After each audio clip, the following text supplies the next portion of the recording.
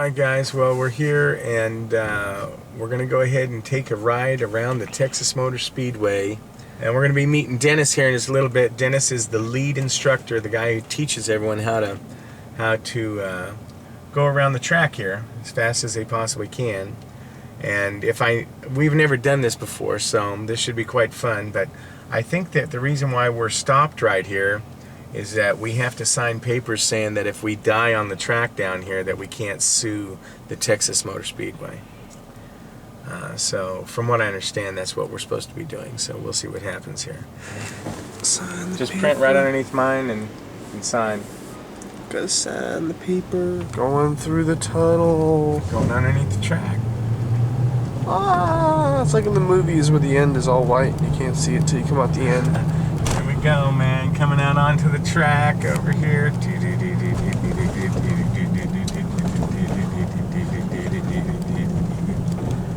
it is, the track. Oh my god. Tracks all around us. Yep, we're in the infield. We're in the middle of the track. People usually park all their cars right out there. Here we go. We're going to pull into the garage here. These are all the people. They're going to be waiting. Hey guys, we're here with Dennis Hansel here at Team Texas. He's one of the lead instructors right here at the Texas Motor Speedway. Dennis? Hello everybody, and welcome to Texas Motor Speedway and welcome to Team Texas, where we have a lot of fun with fast race cars. How fast are they, Dennis? Well, we actually let the students, if they're any good at all, the students get up to 150 miles an hour and then turn left. Because anybody can drive a car 150 miles an hour if you just hold the steering wheel and straight. I mean, that's no big deal. Turn left. Now let's see what you're made of. So okay? you don't ever rub against each other or No, anything like that? not allowed to. We're too good. Look at how pretty this car is. Now hold on. Whose car is this? This is my car. This is my car, and you see, and they had no scratches on it because I take good care of my car.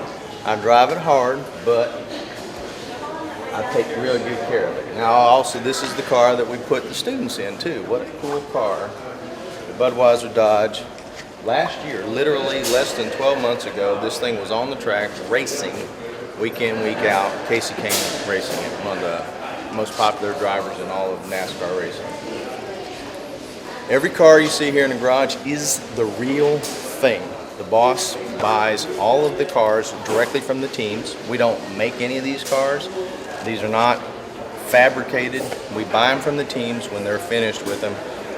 In this case, we got this car from Casey Kane only because they changed to a Ford. Oh, so really? This was a Dodge. It came open on the open market and we bought it. No. A lot of the other cars were similar situations, or when they changed the body styles, then we got some of the older body styles, but they were all the real things. So basically, you're telling me that they switched sponsors, maybe? Went from Dodge to Ford? Car manufacturer. But isn't that their sponsor? No. Oh, No, really? Budweiser's the sponsor. Okay, so Yeah. they just decided to change cars. Yeah, probably the factory gave them more money or something. There was a reason for switching. Yeah, there's always a reason. There's a reason for switching, yes. You'll see the vast majority of these cars in here are Chevrolets. Chevrolet is a sponsor for Team Texas here. Okay. And a lot of the cars here were made by Richard Childress Racing. We have a great relationship with Richard Childress Racing. The 29 Shell car, which was driven by, was and is driven by Kevin Harvick. He's leading the points right now in the NASCAR points race, and so he's very likely going to be the champion for this year. Wow. And so we have quite a number of those cars here. We also have the Jack Daniels car from Richard Childress Racing. And my old car, this 31, is a brilliant car. No scratches on it either, you know. But it was here in the #1 spot for a long, long time. No matter how many new cars we got, it was in the first spot because it was the best looking car with the best driver. Oh, there you go. And now we got this Budweiser Dodge, and now it moved down in the line, but I stayed in the first spot. Okay, there we go. We'll lower the window net. Let you take a shot inside the car. You can see that everything's pretty close in here. Once again, it's all except for the instructor seat over there, which is more times than not, that's where I'm in, instructing the student here. But everything else is exactly the way this car came to us from the track. Same shifter, same engine, same everything. Jeez. 850 horsepower. Wow. That's the car, correct? Yeah. This is old school here. This is old school. I didn't think it would be old school. You can even identify Yeah. stuff. I can old fart like me. I can all that. You know, it's pretty simple. And I thought it would be all kinds of high tech, like super injection and Right. super dynamo something. I don't know what they could have. Maybe like little laser beams or something shooting through there or And something. if you go on up to the open wheel racing, the IndyCar series, or obviously Formula One, those guys got the unlimited. They have all the telemetry. There's no electronics allowed in a NASCAR car while it's on the track, so they can't monitor anything. It's all up to what the driver feels through his butt and his hands. That's how he drives the car. Earlier in the season, all of the new style cars had this wing on them. All the fans in NASCAR hated the wing because the wing is open wheel. And it's not American. American racing all have spoilers, as you see on these other cars. Okay. About halfway through this season, this 2010 season, they switched. They took the wings off and went back to the spoilers, and that was as a result of the fan complaints. Really? Yeah, one of the few things. You'll notice that this is the new style. They call it the car tomorrow. It's real boxy. You see the high windshield on there? Big, look at the grill here. You can tell that it's pushing a ton of air. Now look at the old school car. This was the last generation car. Much more aerodynamic. Look at the lower windshield. It's not as tall. So this was the old school car, much sleeker, and it's actually, if you get the camera back here and shoot it from the front, look at this. Come back here, Jack, and you can visually see this car is tilted in. See how it's tilted? Yes. Yeah, Okay. absolutely. That's so that when it's going through the corners, it's already tilting, ready to go. So the car itself is already at an angle. It's already cocked. The new cars are not. The new cars are flat. You can see it from here. Well, let me ask a question, okay? Because this seems to kind of defy logic here. Because isn't it supposed to be more aerodynamic? Isn't it supposed to be more sleek?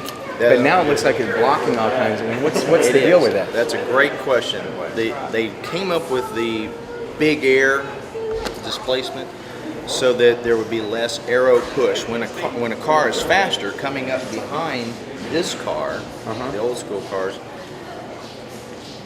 the air would not hit the nose of the car, and so the pressure on the front tires would be loosened, or less pressure, and so when the car behind was trying to pass, all of a sudden he didn't have pressure on his front tires, and all of a sudden he's starting to skate up the racetrack instead of making the pass. That's called aero tight. Tight is whenever your front tires are not gripping the track, and so without that air, because he was behind the other car, without the air on the front tires, he couldn't be faster, he couldn't make the pass, and so the drivers complained a lot about that. And now with the big box, they can make passes easier. Because now the car behind has an equal amount of air hitting its front end, its nose. So basically, the wings were the fans. The fans created that to go back to the spoiler. Right. And the drivers complained enough to get the new style car now. That was one of them. The other aspect of the new style car is it's much safer. It's because it's so much larger. There's more room inside for wrecks and things like that to happen. And so it's much safer. The actual driver's compartment is shifted in towards the center by about 6 inches. You've seen some pretty horrific wrecks that have happened in these cars today, and the guys just walk away. It's just unbelievable. Just absolutely unbelievable. I mean, the old This is a good thing. the old cars were extremely safe too, but just the incremental increase in safety is amazing with the new cars. Wow, I had no idea. Well, I'll tell you, I mean, you learn something every day, especially when you come visit Dennis. All right, Danny, get over there, man. Yes. So when it's time, we're going to put a full fire suit on him, helmet, and we're going to load him in this passenger seat. And I told you a little bit ago about the 18 inches, so when the outside partner will be right about here. Don't reach out and touch him. When you're in the car, there's none of this, put your hand out the window and do any of this stuff. Okay? Because your hand will go back. We don't want to hurt that good guitar playing hand. No. Yeah. This is what he'll see. One thing that may be interesting is all of the electronics on the dash. That's all the ignition system. And there was some... That's the ignition system? That's all the ignition system. Dual ignition system on the dash. There was some worry at one time that some of the teams were cheating and putting some traction control in their ignition systems. And so they put it up on the dash so that the inspectors can see it real clearly. No kidding. This is a 4-speed transmission. Now hold on for a second. They were cheating. Oh yes. Really? There's none of that happens in NASCAR, is there? In racing, if you ain't cheating, or pushing the envelope, we call it. We call it pushing the envelope. If you're not pushing the envelope, you're not doing your driver any good. 4-speed transmission. It's not even a 5-speed transmission. You don't need a 5-speed. Yeah. This is JR Motorsports for Dale Earnhardt Jr., the most popular driver in all of NASCAR. Has his own team. It's an illusion for the fans in the stands, it's an illusion for the fans on TV. It looks cool, but there is no front straightaway. There's one straight part on this racetrack. It's all in the back, and then the rest of it is just a nice big D oval, and then one straightaway again. When you get up there, even to confuse you more, they painted some stripes up there to fool the people on TV and to fool the people in the fans into that showing that there's actually lanes up there. There are no lanes up there, and please don't get in one of them and think that's your thing. And you're close to the wall. You see what they did with the wall? Instead of taking the wall up here and keeping it going where it belongs, they brought the wall, so they turned the wall, and they brought the wall down right where the car's driving to make it look like, oh man, he almost hit that wall. No, they just almost brought the wall in too close to where the guy was driving. They brought the wall in to make it look cool.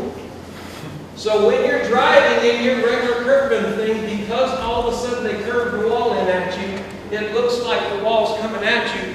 If you can blur that out of your mind and get through that and keep on driving your curve and not worry that you're going to hit the wall, then you'll drive in the right place and you'll do it all right. All right, guys. Let's see how loud this is actually going to get, huh?